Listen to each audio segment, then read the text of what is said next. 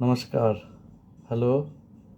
कल के वीडियो में मैंने अपने एक विलेज प्रोजेक्ट जो बाहरवाड़ी विलेज अररिया में है, उसके बारे में मैंने जिक्र किया था कि कैसे हम लोगों ने अपनी जर्नी शुरू की, किस तरह से प्रोजेक्ट्स किया और कैसे शुरुआत किया हमने प्रोजेक्ट्स का। तो उसमें मैंने बताया था कि कई तरह की चैलेंजेस हैं थे, जिसको कि एक विलेज प्रोजेक्ट को करने में हम लोगों के सामने में था, और हम लोगों ने उसको कैसे धीरे धीरे सक्सेसफुली सफलता हासिल करते हुए प्रोजेक्ट्स को हमने कंप्लीट किया। आज भी वो प्रोजेक्ट चल रहा है। तो ये मान के चलिए कि ये आज मैं थोड़ा उस प्रोजेक्ट के टेक्निकल डिटेल्स के बारे में अपना जानकारी शेयर करूँगा कि उस प्रोजेक्ट्स में किस तरह का टेक्निकल डिटेल्स है, किस तरह के पावर प्लांट लगे हैं। और ये 1999 की बात है और आज हम लोग 2022 में हैं, तो प्रोजेक्ट आज भी हमारा ऑन ग्राउंड है। आज भी वो हमारा प्रोजेक्ट चल रहा है, वो गांव में सर्व कर रहा है। हम डिफरेंट टेक्नोलॉजी वहाँ यूज़ कर रहे हैं। मैं बहुत जल्दी उस प्रोजेक्ट का एक लाइव वीडियो भी शेयर करूँगा, जो कि पता चलेगा कि किस तरह के प्रोजेक्ट है, कैसे हम लोग उसको चला रहे हैं। तो उस प्रोजेक्ट के जब हम लोगों ने उस प्रोजेक्ट को शुरू किया 1999 के समय में, तो हमने, जैसा मैंने कल बताया कि हम लोग बायोमास गैसीफायर बेस्ड टेक्नोलॉजी से काम शुरू किया। तो बायोमास जैसे का जो agro residues, different agro residues form में अवेलेबल है, तो उसको यूज़ करके, और टेक्नोलॉजी जो है वो गैसिफिकेशन टेक्नोलॉजी, जिसको कि एग्रो रेसिड्यूज को गैसीफायर में यूज़ करके प्रोड्यूसर गैस जनरेट किया जाता है, और वो गैस फिर इंजन में चलता है, जिससे इंजन से फिर इलेक्ट्रिसिटी जनरेट होती है। तो ये टेक्नोलॉजी हम लोगों ने Indian institute of science Bangalore के साथ में मिल करके डेवलप किया था, और हम लोग उस प्रोजेक्ट उनके साथ में हम लोगों ने काम किया था। हमारी कंपनी 10 साल से भी ज़्यादा टेक्नोलॉजी पे काम की। हम लोगों ने टेक्नोलॉजी को परफेक्ट करने के लिए काफ़ी कुछ मेहनत किया। ग्राउंड के डेटा लेकर के उसको किस तरह से इम्प्रूव करना हो था, वो आईएससी के साथ में मिल करके हम लोगों ने उस पर काफ़ी काम किया। और जो हमारे चेयरमैन साहब हैं, वो उनका नाम है डॉक्टर हरिशरण HN शरण, जो कि NRI हैं, स्विट्ज़रलैंड बेस्ड हैं। उनका भी काफ़ी ज़्यादा कंट्रीब्यूशन है इस सारे डेवलपमेंट में, क्योंकि ये टेक्नोलॉजी बेस्ड डेवलपमेंट था। तो जब बायोमास गैसीफायर टेक्नोलॉजी हम लोग स्टार्ट किए गाँव में, तो हमें भी बहुत सारी चैलेंजेस के बारे में नहीं मालूम था, क्योंकि जब वो लैब से टेक्नोलॉजी फील्ड में जाएगा, तो उसके बाद जिस तरह के प्रैक्टिकल चैलेंजेस आएंगे, वो हमें भी उसके बारे में बहुत ज़्यादा नहीं मालूम था। ये पता था कि कैसे चलेगा टेक्नोलॉजी, क्या क्या उसके लिए इनपुट्स की ज़रूरत है, क्या उसका आउटपुट को कैसे किया जा सकता है, ये हमें इसकी जानकारी थी। लेकिन हम लोगों को भी बहुत सारा प्रैक्टिकल जैसा चैलेंजेस किस तरह का आ सकता है, वो हम लोग भी नहीं जानते थे। तो जब हम लोग 50 किलोवाट का एक पावर प्लांट सेटअप किए उस गांव में, जिसको कि डुअल फ्यूल मोड में ऑपरेट किया गया। डुअल फ्यूल बोलने का मतलब है दो फ्यूल में। तो हम लोगों ने जो एक नॉर्मल डीजल इंजन होता है, उसको कन्वर्ट किया इस गैस से चलने के लिए।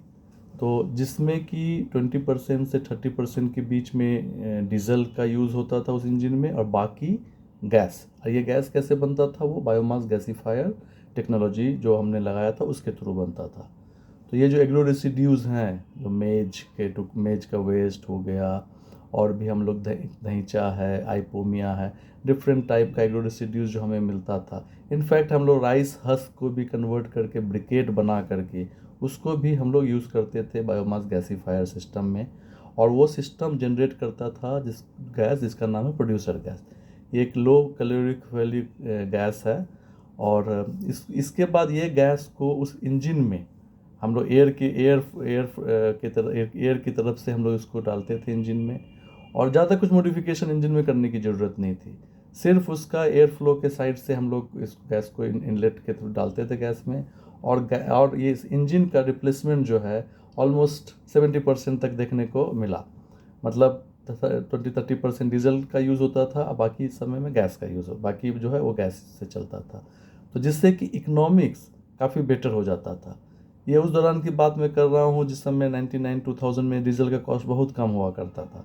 तो तो ये गैस अगर 70% मिल रहा है और बाकी डीजल मिल रहा है, तो कॉस्ट ऑफ जनरेशन उस का काफ़ी इकोनॉमिकली बेटर था।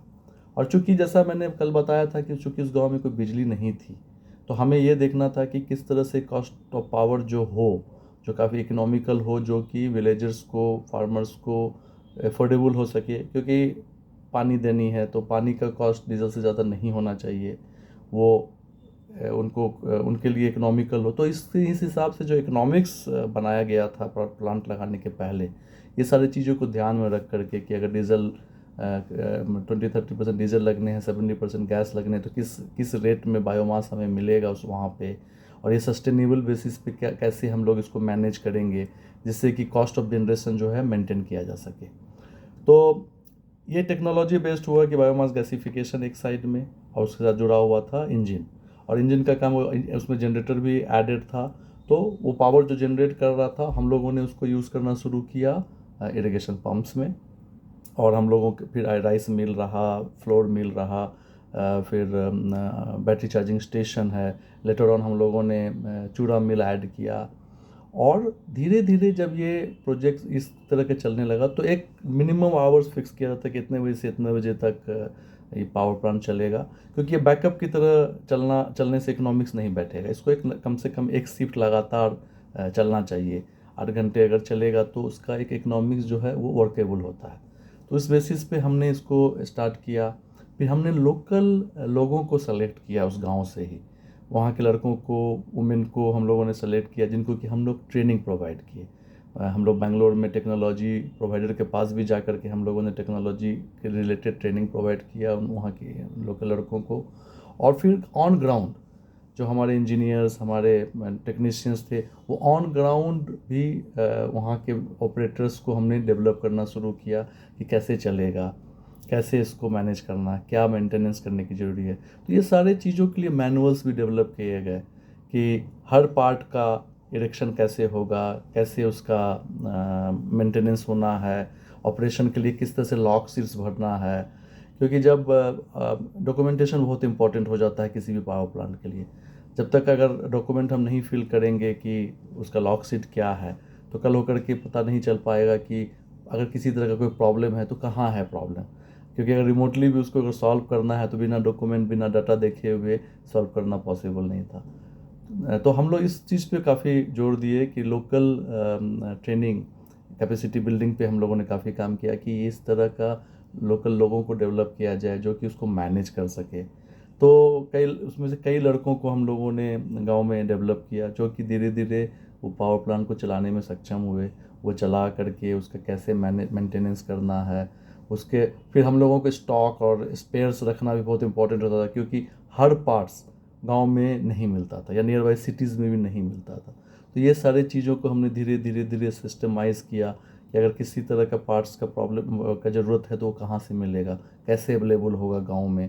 तो ये सारे चीज़ों को करने में काफ़ी साल भी लगे हम लोगों को। फिर चैलेंजेस ये भी था कि कई तरह का अगर प्रॉब्लम्स आता है उसको कैसे सॉल्व किया जाए लोकल लेवल पे, बिना बाहर के या बाहर से इंजीनियर्स बुलाए हुए। तो शुरू के समय में हम लोगों का बैंगलोर बेस्ड ऑपरेशन था। हमारी हेड ऑफिस बैंगलोर में है, मैं वहीं पे बेस्ड हूँ। और वहाँ से हम लोगों का इंजीनियर्स का एक टीम हुआ करता था, जो कि गांव में जा कर के ज़रूरत के हिसाब से एक तो ट्रेनिंग भी देना, ट्रबल शूटिंग करना, डेटा कलेक्ट करना।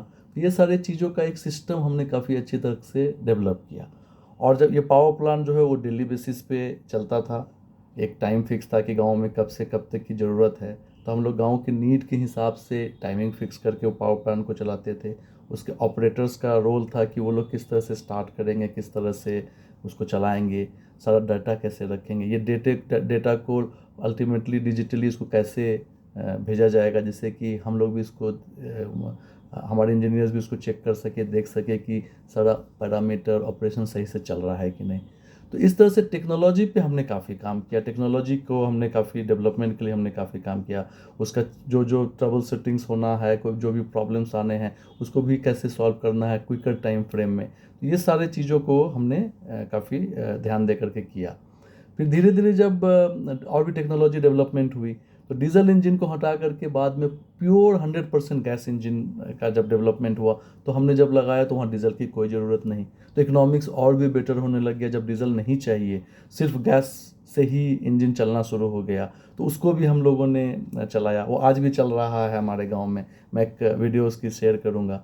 तो कई कैपेसिटीज़ का सिस्टम्स जो है हम लोगों ने शुरू से ट्राई किया। उस गांव में तो हम लोग 50 किलोवाट से स्टार्ट किए। आज के दिन में हम लोग वहाँ पे छोटे सिस्टम पे चलेंगे जो कि 100% गैस है, 10 किलोवाट पे हम लोग चलाते हैं।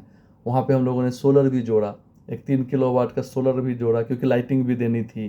तो धीरे धीरे जैसे जैसे गांव में चेंज आना शुरू हुआ, लोगों का डिमांड भी बढ़ा कि नहीं अब हमें भी पावर चाहिए लाइटिंग के लिए भी।